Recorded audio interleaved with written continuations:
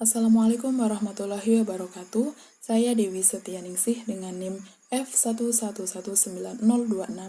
Pada kesempatan kali ini saya ingin mempresentasikan ujian akhir semester saya, mata kuliah Ekonomi Sumber Daya Manusia.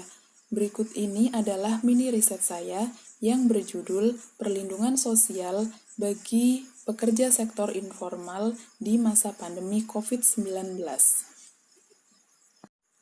Adapun hal-hal yang ingin saya bahas dalam riset saya yaitu pendahuluan, tujuan penelitian, landasan teori, metode penelitian.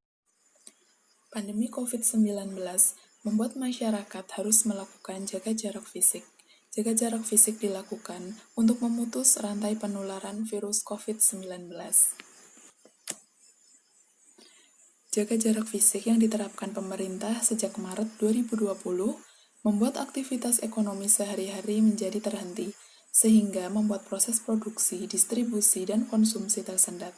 Banyak perusahaan berhenti beroperasi, mulai dari industri manufaktur, perdagangan, dan jasa.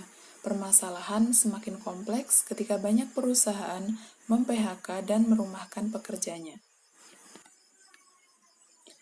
Perhatikan gambar ini.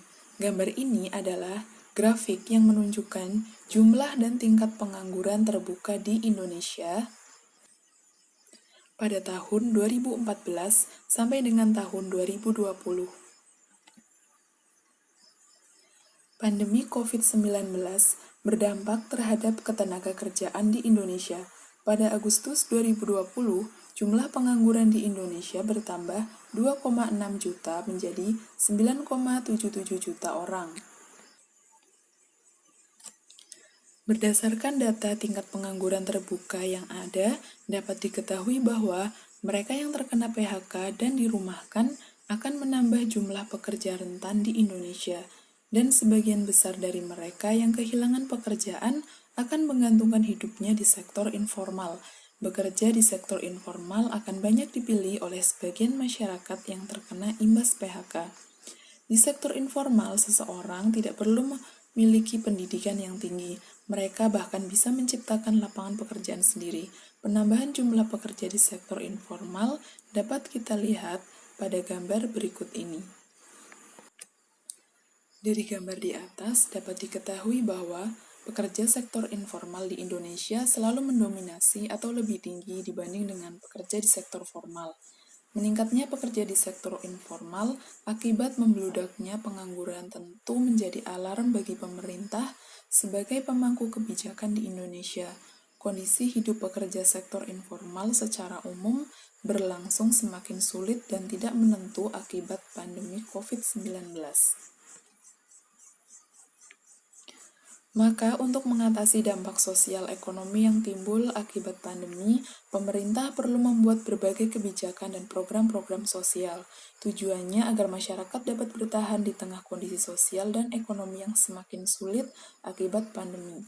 Selain itu, dengan adanya program tersebut, diharapkan aktivitas ekonomi dapat kembali berjalan sehingga roda perekonomian bergerak dan masyarakat dapat memenuhi kebutuhan sehari-hari hingga tercapainya kesejahteraan bagi mereka. Salah satu bentuk perlindungan sosial yang diberikan oleh pemerintah kepada masyarakat yang terdampak COVID-19 adalah bantuan sosial. Bantuan sosial yang diberikan pemerintah untuk kelompok pekerja formal berupa subsidi gaji sebesar 600.000 selama 3 bulan bagi pekerja yang berpenghasilan 5 juta ke bawah.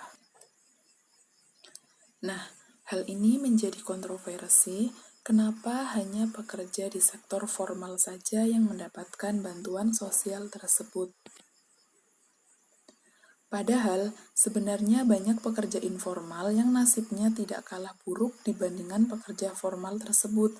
Banyak pekerja formal yang di tengah pandemi COVID-19 ini masih beruntung karena masih bekerja dan tidak terkena pemutusan hubungan kerja atau PHK. Bahkan mereka masih mendapatkan gaji. Sementara pekerja di sektor informal, mereka memiliki nasib yang jauh berbeda. Mereka banyak mengalami kesulitan, bahkan kehilangan berbagai potensi penghasilannya. Kajian tentang perlindungan sosial termasuk di dalamnya adalah pembahasan mengenai bantuan sosial menjadi pembahasan yang menarik untuk dibedah. Lalu apakah perlindungan sosial sudah merata dan mencakup seluruh masyarakat yang terdampak COVID-19? Pembahasan yang tidak kalah menarik juga tentang bantuan sosial atau program sosial apa saja yang diberikan pemerintah kepada pekerja sektor informal. Setelah itu, perlu dievaluasi apakah bantuan sosial tersebut tepat sasaran diberikan kepada mereka yang benar-benar membutuhkan sesuai dengan porsinya masing-masing. Demikianlah beberapa permasalahan yang melatar belakangi penulisan mini riset ini. Adapun tujuan dari penelitian ini, yang pertama adalah untuk mengetahui maksud dan perlindungan sosial dan bagaimana penerapannya di Indonesia. Yang kedua, untuk mengetahui tingkat pemerataan perlindungan sosial bagi pekerja di sektor formal. Yang ketiga, untuk mengetahui program sosial dan atau bantuan sosial apa saja yang sudah diberikan pemerintah kepada pekerja di sektor informal. Tujuan yang terakhir adalah untuk mengevaluasi apakah program sosial atau bantuan sosial tersebut tepat sasaran dan tepat guna. Landasan teori yang pertama adalah tentang pekerja informal.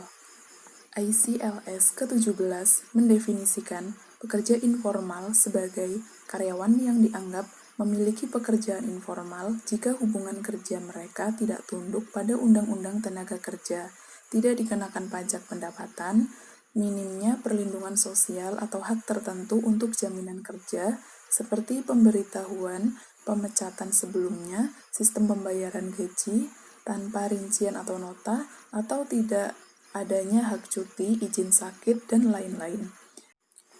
Berikutnya adalah teori tentang perlindungan sosial. Definisi perlindungan sosial menurut International Labour Organization mendefinisikan perlindungan sosial sebagai sebuah sistem yang disediakan melalui serangkaian kebijakan publik untuk meminimalkan dampak dari guncangan ekonomi dan sosial yang dapat disebabkan oleh hilangnya atau berkurangnya pendapatan sebagai akibat dari penyakit yang diderita, kehamilan, kecelakaan kerja, pengangguran, disabilitas, usia tua, atau kematian. Berikutnya adalah teori tentang bantuan sosial. Food and Agriculture Organization atau FAO mendefinisikan bantuan sosial sebagai program transfer dana atau barang yang dimaksudkan untuk mengurangi kemiskinan dengan mendistribusikan kemakmuran dan melindungi rumah tangga dari perubahan kondisi pendapatan. Bantuan tersebut ditujukan untuk memenuhi tingkat minimum hidup layak, memenuhi tingkat minimum nutrisi, atau membantu rumah tangga untuk mengantisipasi risiko yang ada. Metode penelitian.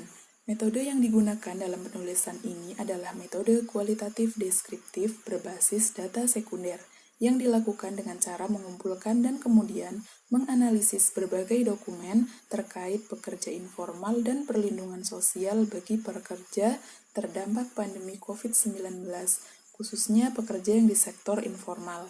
Dokumen yang dianalisis berasal dari berbagai literatur seperti jurnal, informasi media massa, dan dokumen-dokumen lain yang terkait. Jenis data yang digunakan berupa data sekunder, baik berupa data kualitatif maupun kuantitatif dari jurnal, laporan, dan pemberitaan online yang memiliki akurasi data yang baik dan memiliki keterkaitan dengan penelitian. Demikian presentasi dari saya, terima kasih.